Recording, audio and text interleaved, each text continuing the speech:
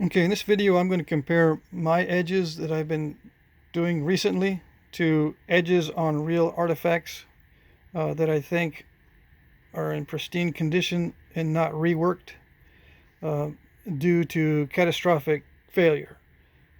You know what I mean? They finished the point out, they didn't rework it at all, and it broke during hunting process or something, and they just discarded it without doing any reworking on the edges. Okay, so I tried to pick out ones that I think have no reworking.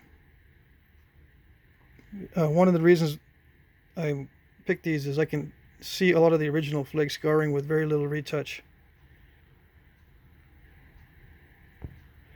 On these large bold flakes, you can kind of see where the initiation was without much working to eliminate where it initiated.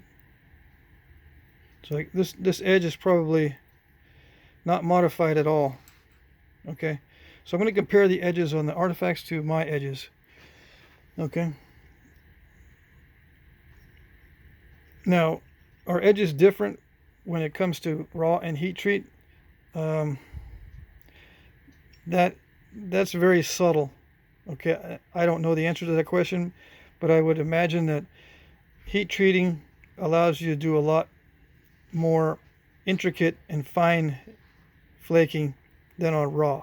But I could be wrong on that, and I have done very intricate flaking, very minute barbs and very small flakes on raw stone, so I can't really judge if it's heat treated or not based on the amount or delicacy of the flaking. Okay, so just I'm going to compare mine to a real one here. I said in a previous video that I think I do a lot more pecking and manipulation of the edge than they used to. So we'll see. You guys can judge for yourselves if that's true.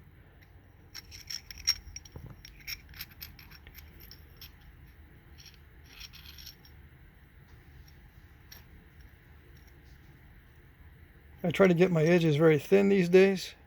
I know I've tried to in the past with little success because I would get a lot of step fractures, but I've tried to eliminate the step fracture problem and create as thin an edge as I can.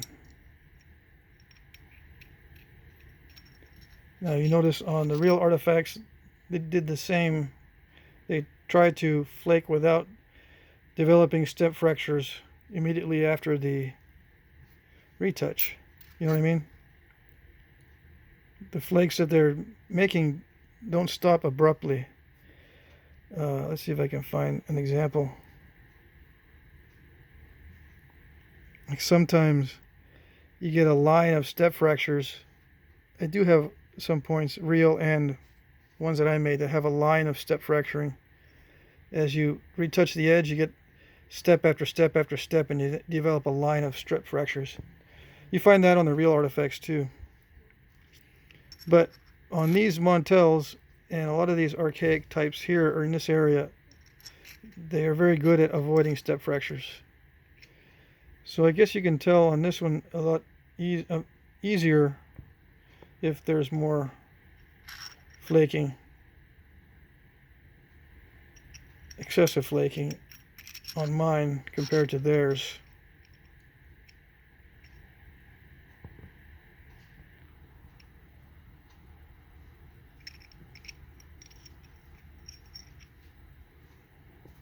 Still kind of sharp, but my edges are sharper, but I think the reason for that is just wear from being so old and in the ground for so long. You get what you call bioturbation, which means it moves around inside the dirt. And that will abrade the edges slightly. But this is not, especially down here, it's not sharp on the barb, but it's sharper up in here. I try to get my barbs sharp as well.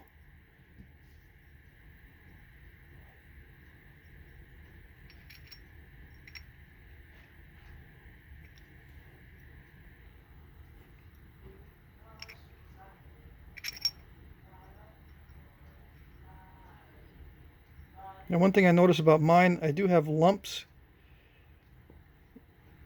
close to the edge, whereas a lot of these Real ones don't. No big lumps near the edge, which is very hard to do. See that? Now on reworked ones you do find lumps near the edge, but on these that seem to have no reworking, there's no lumps near the edge. Whereas on mine there's a lump here. Go along and you can find other areas where there's some lumps near the edge, like there's a high spot. Let's see. High spot there. Kind of lumpy. Another lump right there. So a lump here, lump there, a lump right here. Whereas on these, it'd be hard to find a lump anywhere. You know, there's not much of the blade left, but you get the idea.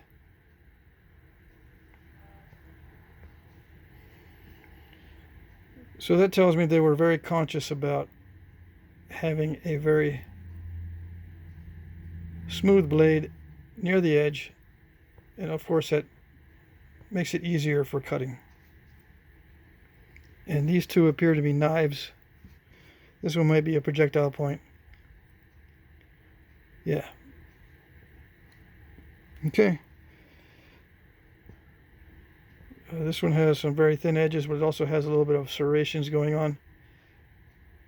It is slightly easier to create a sharp edge when you have serrations.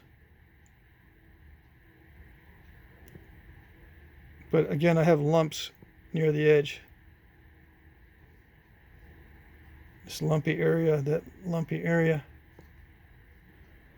I got to work on that. This one seems to be pretty good. Although I do have a lump right here.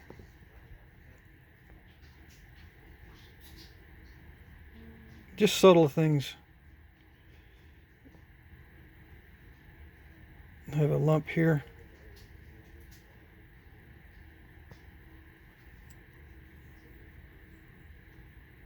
You got the lump on this one. Well, I'm trying to eliminate all these defects close to the edge. It just takes lots and lots of practice. And obviously these guys had lots of practice on the real ones.